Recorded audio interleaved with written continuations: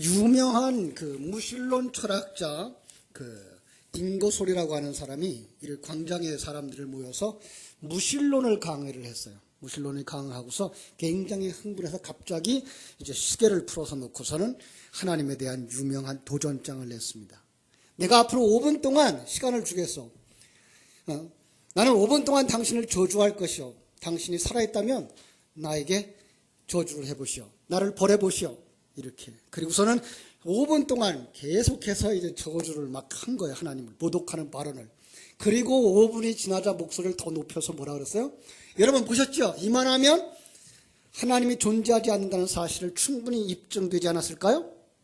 그때에 저 뒤에 있었던 한 노인이 한마디 해도 되겠소? 라고 손을 들었어요. 그러면서 하는 말이, 나는 그리스도인이요. 내가 감히 당신의 연설에 대해서 평가할 수 있다면 당신은 지금 신이 존재하지 않는다는 것을 증명한 것이 아니라 당신이 하나님과 아무 상관이 없는 사람이라는 것을 증거한 사람이요. 왜냐하면 내 경험에 의하면 하나님은 내가 하나님을 거스릴 때 항상 나를 책망하셨고 때로는 나를 징계하셨소. 왜냐하면 나는 그대로 내버려 둘 수 없는 당신의 아들이기 때문이요. 이렇게 말했어요. 자, 아주 굉장히 유명한 일화로 이렇게 알려졌죠. 이 노인의 대답은 성경적입니다. 왜냐하면 불신자들의 그 사람들, 불신앙의 사람들에 대한 하나님의 심판은 이 시간과 공간 세계 속에서 그대로 내버려 두는 것이라는 거예요. 이 시간과 공간 세계 속에서 그들에게 향한 하나님의 경고가 들리지를 않는 거예요.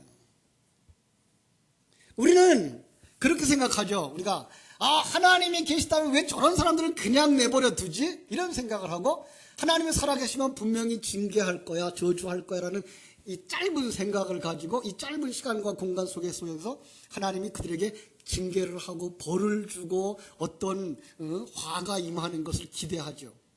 그런데 성경은 그냥 내버려 두는 것이 저주라고 말하고 있어요.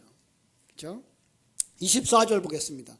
그러므로 하나님께서 저희를 마음의 정욕대로 더러움에 내어버려 두사 저희 몸을 서로 욕되게 하셨으니, 여기 내어버려 두사라는 말이 있습니다. 26절에도 반복되고 또 28절에도 반복되는데 이 파라디도미라는 말이에요. 파라디도미라는 단어는 넘겨주다, 허락하다, 포기하다. 하나님이 포기했다는 거예요. 그렇죠? 여러분, 이 사랑의 반대가 뭘까요? 사랑의 반대가? 많은 사람들은 미움이라고 생각을 해요. 그죠? 그런데 미움도 뭐예요? 사랑의 하나의 표현이고 그 사랑의 반대는 무관심이라는 거예요. 네. 전혀 관심이 없어요. 내버려 두는 거예요. 그죠? 여러분, 옆집에 살고 있는 아이가 잘못을 한다고 해도 그 아이를 꾸짖는 데는 한계가 있습니다. 왜냐하면 남의 집 자식이기 때문에. 그러나 내 자식이 잘못할 때에는 그대로 내버려 둘 수가 없습니다.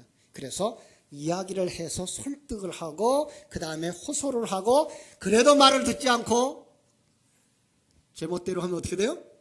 종아리를 때려줘서라도 그죠? 고쳐야 되는 거죠. 왜? 버려둘 수 없는, 포기할 수 없는 내 자식이기 때문에 그렇습니다. 이렇게 대답할 분들이 있을 것 같아요. 요즘은 제 자식도 하나 다스리지 않고요, 내버려두는 부모가 있더라고요. 여러분, 그것은 자식을 사랑하는 것이 아니고 자식을 저주하는 겁니다.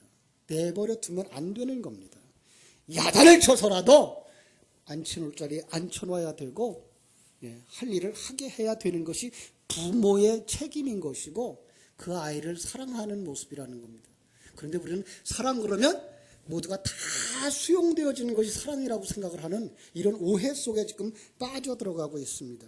어려서 자식을 길들이지 않으면 분명히 나중에 후회하게 된다는 사실을 우리는 알아야 될 것입니다. 오늘 본문에서도 하나님 없는 삶을 살고 있는 이 땅의 사람들, 이방인들의 죄악들을 고발하는 것으로 시작되거든요. 왜냐하면 그들에 대한 하나님의 심판은 그들을 그대로 내버려 두는 것이 아니기 때문에. 자, 금방 얘기했어요. 내버려 두는 것, 그 다음에 그걸 내버려 두지 않는 것, 이렇게 얘기했어요. 내버려 두는 것은 뭐예요? 무관심이에요. 그죠? 내버려 두지 않는 건 뭐예요? 사랑이에요. 예.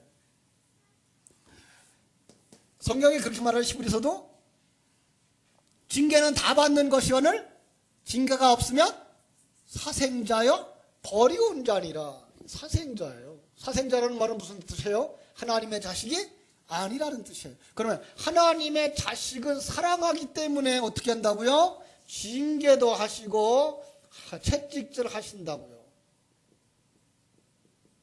그죠? 자, 우리가 그동안 요한계시록을 공부했는데요. 2장과 3장에서 7교회라고 하는 그 진단을 살펴봤다 그랬어요. 그죠? 7개 전문 치료실에 들어가서 진단을 하는, 거기에 나타난 의사의 모습을 보고 이 사람이 지금 무슨 병을 진단하려고 하는 거구나를 볼 수가 있었고, 거기에 진찰하고 있는 처방전을 보고 이 사람은 어떻게 그것을 따라서 자기를 치료해서 그리스도의 신부로 서게 되는가를 말씀을 나눴다 그랬습니다. 그죠? 오늘도 간단하게 진찰하는 하나님 볼 수 있는데요. 첫째로 뭐라 그런가 하면 당신은 지금 불의로 진리를 막고 있지 않느냐라고 묻고 있습니다. 자, 한번 18절 볼까요? 하나님의 진노가 불의로 진리를 막는 사람들의 모든 경건치 않음과 불의에 대하여 하늘로부터 나타나나니, 진리를 막는 사람들, 그들은 어떤 사람이에요? 경건하지 않은 자들이고 그들이 불의한 자들이고 그들은 하나님의 진노를 받을 자들이라고 말하고 있습니다. 간단한 예를 들어보죠. 사람의 심장이 하루에 몇 번 뛴다 그래요?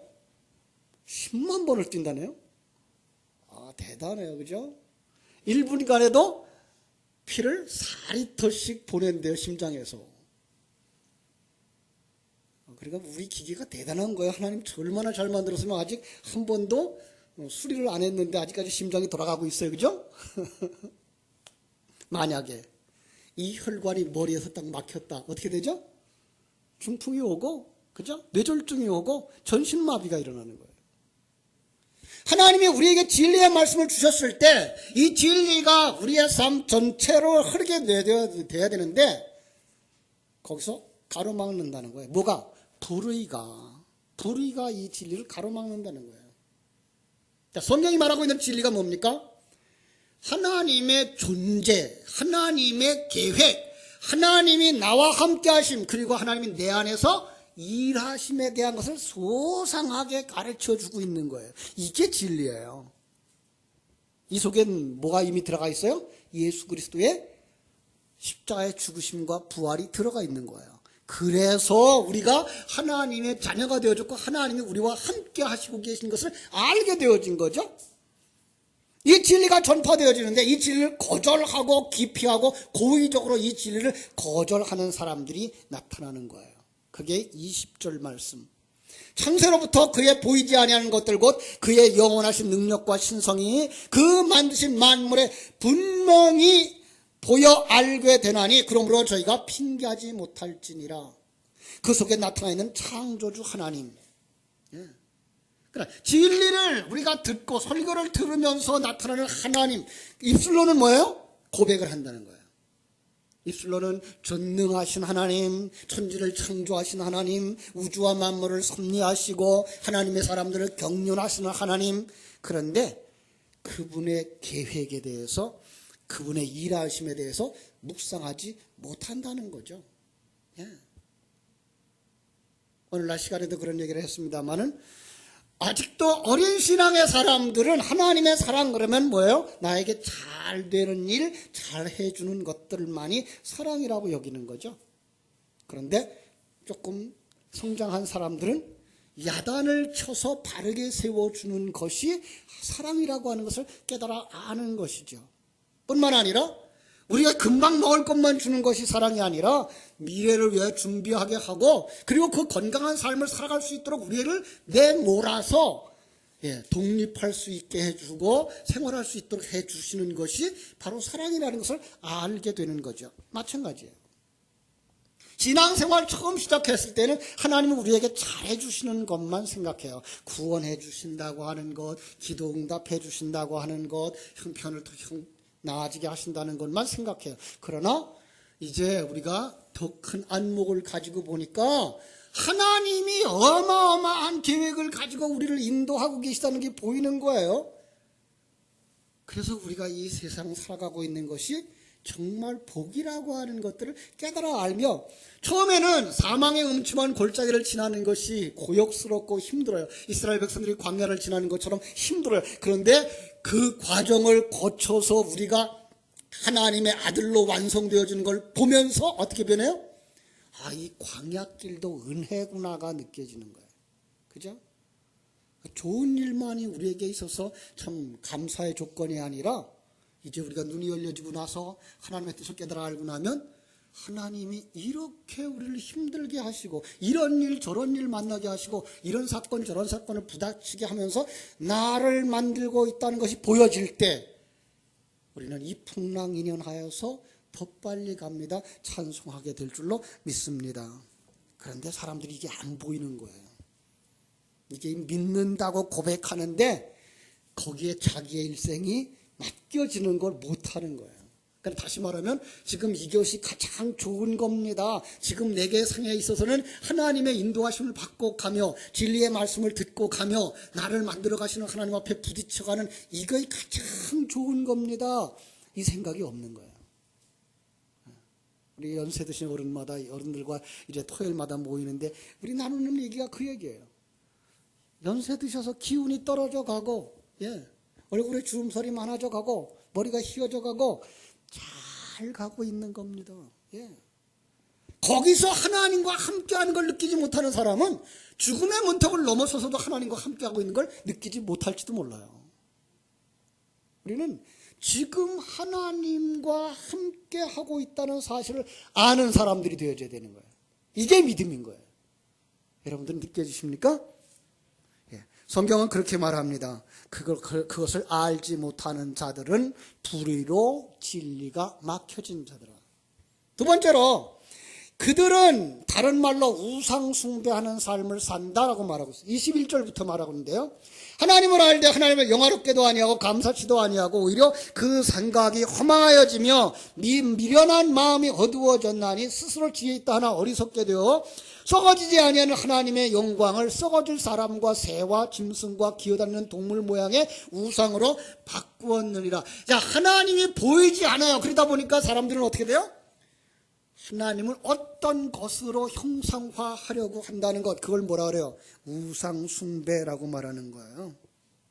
사람들이 종교의 기원에 대해서 이야기를 하자 그러면은요, 대부분이 세속적인 생각을 가지고 있어요. 그래서 사람이 만들어낸 일반 종교적 개념을 종교의 서론으로 잡고 있어요. 그들이 말하기를 종교의 기원과 발전을 말하면서 인간은 본래 자연을 숭배했다, 여기서 시작해요. 그러다가 자연 숭배에서 시작해서 인간이 조금씩 깨어서 발전하면서 다신론이 되어졌고, 그리고 거기서 점점 발달해서 일신론이 되어졌다, 이렇게 얘기를 해요. 그러나 성경은 그렇게 말하고 있지 않습니다. 성경이 본래 인간은 하나님과 인간 사이에 의로운 관계로 시작했다라고 말하고 있습니다. 물론 시간과 공간 세계 이전이지요. 그러나 타락하면서 인간은 다신론에 빠지는 겁니다. 그 배후에 누가 있어요? 사단이 있고, 그 배후에 조종당하는 자가 나라고 하는 옛사람이 있기 때문에 그렇습니다.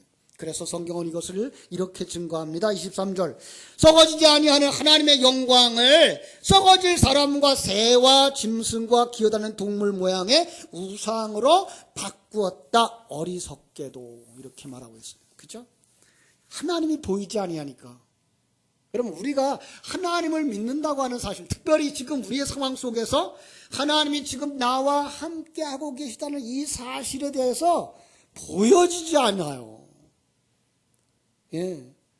그러니까 뭘 찾아요? 보이는 걸 찾아요. 하나님의 약속이 우리의 생활 속에서 육체적으로 누려고 싶은데 이게 안 누려져요. 그래서 뭘 찾아요? 또다시 누려질 수 있는 조건들을 찾는 거예요. 이게 바로 우상숭배예요. 많은 사람들이 그런 얘기를 했어요. 과학이 발달하고 문화가 발달하면 미신이 없어질 거다. 여러분, 그런데 지금 이 세상에 미신이 가장 판치는 세대라는 걸 아십니까? 네.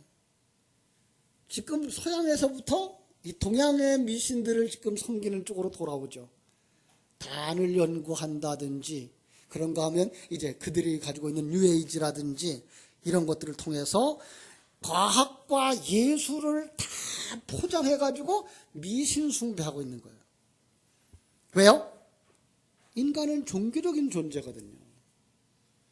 하나님과 인간이 정말 하나 되어졌을 때 참으로 행복을 느끼는 존재인데 인간이 타락함으로 말미암아서 하나님이 있어야 될 우리의 중심에 자리가 뻥 뚫려버린 거죠. 그 뚫린 자리를 하나님을 찾아서 메꿔야 되는데 하나님은 보이지가 아니하여서 보이지는 어떤 걸로 채우려고 그러는 거예요. 그걸 우상이라 그러고 요한복음 4장에서는 사마리아 여인이 가졌던 5남자, 5남편 이렇게 말하는 거죠. 그래서 이것로 채워보려고 그러고 저걸로 채워보려고 그러고 이걸 행복의 조건으로 삼으려고 보려고 그러고 이걸 의지해서 이 세상을 지나가 보려고 그러고 저걸 의지해서 이 세상에서 참 편안하게 살아보려고 생각하는 많은 남편들을 가지고 있다고 성경은 말하고 있는 거죠. 그런데 그 속에서 하나님은 우리에게 뭐라고 말씀하십니까? 그것 아니고 나야 라고 말씀하시는 것을 우리가 들 수가 있습니다. 그렇습니다. 자, 그 그림을 우리가 어디서 봤죠? 성경 속에서도 보이지 아니하니까 보이는 걸 찾는 모습. 출애굽했던 이스라엘 백성들이 시내산까지 와서 그 시내산 꼭대기에 올라가서 모세가 보이지 아니하자 그들은 금방 야, 하나님은 보이지 아니한다. 모세가 산에 올라가 죽었나 보다. 우리를 인도할 신을 만들어라. 그래가지고 그들은 뭘 만들어요? 신을 어떻게 만들었어요? 애굽에서 그들이 보아왔던 그 우상의 존재를 그대로 옮겨다가 놓고 이게 우리를 애굽에서 인도하여 낸 신이야 라고 말하게 되었다는 거예요. 그죠? 자, 그런 어리석은 모습을 우리가 볼 수가 있는데요. 성경은 그걸 갖다가 우상숭배라고 말하고 있고요. 그죠? 그건 그 당시 문제만이 아니라 오늘날에도 문제가 있다는 거죠. 하나님을 하나님이라고 부르고 제사하고 절기 지키고 봉사하던 유대인들을 향하여 주님이 책망하셨죠. 그죠? 그들을 향하여서 거듭나지 아니하면 하나님 나라에 전혀 들어갈 수 없다라고 말씀하셨거든요. 자, 주님 뭐라고 말씀했어요?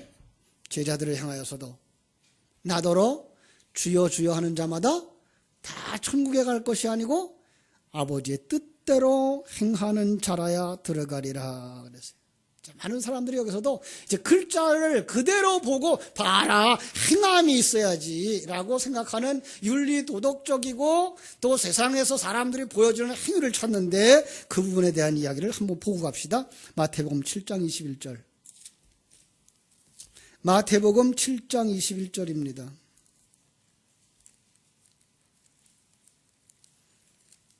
찾으셨나요? 찾았으면 다 같이 읽겠습니다. 시작.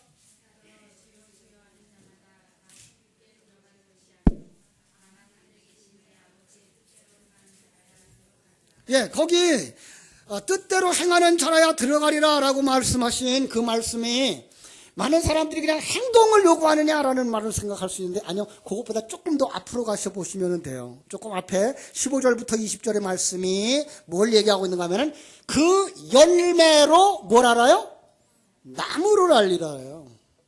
그러니까 지금 여기서 말하는 행위라고 하는 건 뭘 얘기하고 있는 거예요? 열매를 얘기하는 것이고 이 열매가 어떤 건지 알면 뭘 본다? 그 사람의 뿌리를 안다. 속에 어떤 생명을 가졌느냐를 본다요. 예. 그러니까 여기서 말하는 그 행위라고 하는 건 우리가 이 세상 사람들이 가치관으로 보는 윤리 도덕적인 어떤 착한 행위가 아니라 그 생명에 의해서 나온 열매로서 보는 거예요. 예. 그러니까 오늘 주여 주여 하는 자마다 다 천국에 들어간다가 아니고 너희들 속에 예수 생명이 있어서 그 생명에 의한 삶을 가진 자들, 어떤 걸까요? 아주 쉬운 얘기를 주님이 뭐라고 하세요? 나를 따라오려거든 자기를 부인하고 자기 십자가를 지고 나를 쫓을 것이니라. 네. 자기 인생의 주인의 자리에서 내려와서 주님을 주인으로 섬기면서 하나님이 예비하신 이 환경, 하나님이 준비하신 내 인생, 하나님이 예비하신 그 사건과 환경 속에서 하나님과 함께하는 삶을 누리는 자, 그게 뭐예요? 행인 거예요. 예. 사람마다 다르죠. 사람마다 달라요. 그런데 하나님이 그 사람에게 주신 생명과 그 사람에게 주신 믿음만큼 살아낼 때 그걸 갖다 뭐라 그래요? 행위라고 말하는 거예요. 그죠? 자, 그런데 그것을 하나님이 이렇게 말씀하시죠. 그죠? 그것 가지고 안 된다. 자기를 부인하고 자기 십자가를 지고 쫓아가는 그 열매를 원하는 거지. 너희들이 세상 사람들이 보기에 착하다고 했던, 그래서 그 사람들은 정말 착한 사람들이야, 그 사람들은 덕이 많은 사람들이야, 그 사람은 법이 없어도 하늘나라 천국에 갈 거야 라고 하는 그런 소리를 듣는 게가 아니라 정말 그들 속에 있는 예수 생명에 의한 삶. 그래서 하나님이 주신 그 환경 속에서 사랑하는 가족과 함께, 사랑하는 구역 식구들과 함께, 사랑하는 교인들과 함께 만들어져가고 있음에 대하여서 평강의 삶을 누리며 흔들림이 없는 삶, 기쁨의 삶을 사는 것, 이걸 갖다가 아버지의 뜻대로 행하는 삶, 하나님의 영광을 나타내는 삶, 행위인 거죠. 그렇습니다. 그래서 이 말을 오늘날 시간에도 봤지만 12장 마태복음 12장 37절에서 뭐라고 말씀했어요? 여기서도 똑같은 말을 하죠. 네 말로 의롭다 함을 받고 네 말로 정죄함을 받으라. 그 한 절만 보면 사람들이 내 말한 거 잘못했으면 넌 지옥 가는 거야. 그 말한 것 때문에 지옥 가는 거야. 이렇게 말할 수 있는데 그 말은 어디서 나온다? 앞에서 쭉 얘기를 하죠. 그죠? 말은 뭐예요? 35절 36절 봐요. 선한 사람은 그 쌓은 선에서 선한 것을 내고 악한 사람은 그 쌓은 악에서 악한 것을 내느니라. 내가 너희에게 이르노니 사람이 무슨 무익한 말을 하든지 심판날에 대하여 심판을 받으리라. 무슨 무익한 말, 왜 무익한 말이 나와요? 그 사람 속에 유익한 생명이 없기 때문에 그렇습니다. 그러면 예수 생명을 가진 자들은 뭘 볼 수 있어요? 하나님이 역사를 주장하고 계신 걸 볼 수 있으며 하나님이 내 인생을 주장하고 있는 걸 볼 수 있으며 나만 볼 수 있는 것이 아니라 하나님이 저 사람과도 함께 하신다는 것을 볼 수 있는 사람이 되는 거 믿습니까? 그렇습니다. 그래서 우리는 남을 함부로 평가할 수가 없어요. 예. 이게 이제 다음 주에 드릴 말씀의 제목인데 함부로 판단하는 게 아니에요. 사람은. 왜냐하면 그 사람은 지금 하나님 앞에 가장 험한 그 상황 속에서 하나님의 존재에 대한 인식을 하고 있는 순간일 수도 있는 거예요. 그런데 불구하고 우리는 그 사람은 어떻게 그런 일을 하고도 하나님 앞에 설 수가 있어 라고 말하죠. 이건 우리가 참 그 하나님의 일하심을 인간의 작은 지혜와 눈으로 판단하기 때문에 그런 거예요.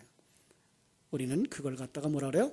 나 중심의 사람 이렇게 말하는 거예요. 나 중심의 사람. 우상숭배의 가장 중심에 뭐가 있다고요? 나를 위하여서 하나님이라도 써먹고 싶은 생각들. 여러분 한창 성령 운동하고 있을 때에 그 성령 하면서 성령이 어떤 일을 해주길 바랐을까요? 내 문제 해결, 내 병을 치료하는 것, 그죠? 그래서 나를 도와달라는 거예요. 나를 도와달라는 거예요. 심지어 어떻게 기도해요? 성령은 내 병을 낫게 할지어다. 누가 주인이고 누가 종이에요? 네, 그죠? 이거는 정말 엄청난 오해인데도 불구하고 우리는 그걸 좋아했어요. 왜? 내 병이 낫기를 바라서. 그런데 놀라운 건 병이 나았어요. 이게 사람을 더 어렵게 만드는 거죠. 그죠? 여러분 예수의 이름으로 병이 나았어요. 예수의 이름으로 문제가 해결됐어요. 그러면 자기가 부인되어지고 자기 십자가를 지고 하나님은 크신 분이면 나는 아무것도 아닙니다라는 겸손으로 가는 사람도 물론 있겠지만, 그것보단 난 믿음이 좋은 사람이야, 난 너희들이 받지 못한 은혜를 받은 사람이야라는 교만으로 간다는 사실이에요. 하나님은 절대로 원치 않는 길, 그런데 그 일이 일어나게 하실 때 우리는 그것이 시험이 아닌가 조심해야 되는 거예요. 그죠? 세 번째로 우리의 일을 가로막고 있는 게 뭔가 하면 정욕이라고 하는 콜레스테롤이에요. 그죠? 24절부터 27절입니다. 로마서 1장 24절에서부터 27절. 자, 24절에 뭐라고 되어 있죠? 그러므로 하나님께서 그들을 마음의 정욕대로 더러움에 내버려 두사. 그래서 여기 또 다시 나오죠? 뭐였대요? 방치했다는 거죠. 또 하나 우리가 오해하는 좋은 단어 나왔어요. 뭐예요? 정욕이라는 거예요. 정욕이라는 이 세속적 관점에서는 이성의 육체에 대한 성적인 욕망이라고 표현하고, 조금 더 넓게 봐도 인간의 마음속에 일어나는 여러 가지 욕구라고 생각하거든요. 그런데 문자적으로 성경을 해석한 사람들은 이걸 가지고 뭐라 그랬겠어요? 보세요, 부부 생활도 뭐 할 때만 해야 돼요? 아기를 가지기 위해서만 해야 되는 거예요. 이러고 나왔죠.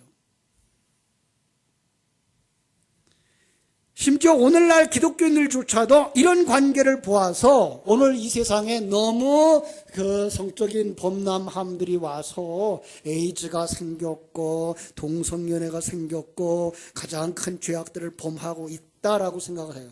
그래서 그 동성연애 자체를 책망하고 병든 자들을 자체를 정죄하는 거죠. 물론 잘했다는 얘기 아니에요. 그런데 우리가 더 깊이 봐야 되는 건 왜 그러한 사람들이 되는가요? 왜? 뭐가 있어요? 내가 중심에 있어서 그래요. 나를 위한 쾌락이에요. 요즘은 우리 그 어린아이들이 자라나는 모습을 보면서 참 안타까운 게 바로 그건데요. 우리 청소년들의 심보예요. 응? 내가 이러고 싶은 거예요. 내가 마음이 통하면 되는 거예요. 내가 즐거우면 되는 거예요. 내가 기분 좋으면 된다는 거예요. 이건 무서운 겁니다. 누가 만들었어요? 이 사회가 만들었고 부모님들이 만들었습니다. 사단이 만들었습니다. 성경은 이걸 넘어서서 왜 이렇게 추잡한 행위가 나오게 되었느냐를 보라는 거예요. 내가 주인이 되어줘서 그런 거예요. 내가 주인이 되어줘서. 내가 주인이 되어져서 내가 하고 싶은 건 내 마음대로 하겠다는 거예요. 그애를 즐거우면 내가 한다는 거예요. 내가 기쁨이 되면 내가 한다는 거예요. 어떤 짓이라도. 그것들이 뭐예요? 여기 나와 있는 우리가 입에 담기도 부끄러운 이야기들이 쭉 나오는 거예요. 그게 부도덕한 모습으로 일일이 기록되어져 있죠. 그죠? 그런데 그 부도덕의 뿌리에 뭐가 있어요? 죄악이 있는 거예요. 내가 주인 되어져 있기 때문에 그렇다는 거예요. 내가. 이거는 오늘날 교회의 책임도 커요. 그동안 신앙생활의 중심에 하나님이 중심되어 있지 아니하고 내가 중심되어져 있기 때문에 그래요. 내 구원을 위해서 노력한다고 생각을 한 거예요. 하나님이 일하시는 그 구원 속에 들어가서 내가 이렇게 만들어져 가고 있구나, 이런 역사 속에서 내가 이렇게 되어져 가는 거구나는 나의 그 주권을 내려놓은 하나님의 주권에 의해서 움직여가는 세계를 가르쳐주지 못하고 나가 중심이 되어져 있었어요. 그래서 교회 안에서도 우리는 함께보다는 누가 더 똑똑하고 누가 더 전도를 잘하고 누가 더 일을 잘하고 하는 개인주의적인 색채가 너무나 강했던 것이죠. 물론 개인적이에요. 그러나 그럼에도 불구하고 우리는 통합적이에요. 우리는 예수 그리스도의 지체들로서 한 가족으로서의 삶을 살아내야 되는 거예요. 지금도 그래서 가끔 이제 구역 식구들 속에서 충돌을 이렇게 봐요. 예. 그게 감사할 일입니다. 근데 싫다는 거예요. 여러분, 가족 가운데 싫어도 여러분들은 한 가족으로 사셔야 되는 것처럼 그러면서 내가 만들어줘야 되는 것처럼 구역 속에서도 마찬가지입니다. 교회 안에서도 마찬가지입니다. 바른 진리를 따라서 가고자 한다 그러면 그 안에 다른 사람들과 부닥치는 것, 그것은 우리가 감수하면서 함께 만들어져 가고 내 욕망을 채우기 위해서가 아니라 상대방의 필요를 채워서 내가 돕는 자로서의 역할을 하는 이런 신앙생활을 해야 하나님이 만들어주신 환경, 하나님이 세우신 교회, 하나님이 세우신 구역, 하나님이 세우신 기관이라고 하는 것들을 인정하며 그 속에서 합력하여 선을 이루는 하나님의 일하심을 볼 수 있게 되는 것입니다. 물론 힘들죠. 그 힘듦이 왜 그렇다고요? 내 속에 아직도 자존심이 알량한 내 옛사람이 살아있는데 그걸 손대고 들어오시는 하나님의 아픔이기 때문에 그런 거예요. 우리는 거기서 넘어설 수 있어야 돼요. 피하여 가는 것만이 좋은 것이 아니라 거기서 함께 어우러져 함께 하나님의 사람들로 만들어져 가야 되는 거예요. 알만한 사람들이. 그죠? 그래서 오늘 설교 제목이 알만한 사람들이.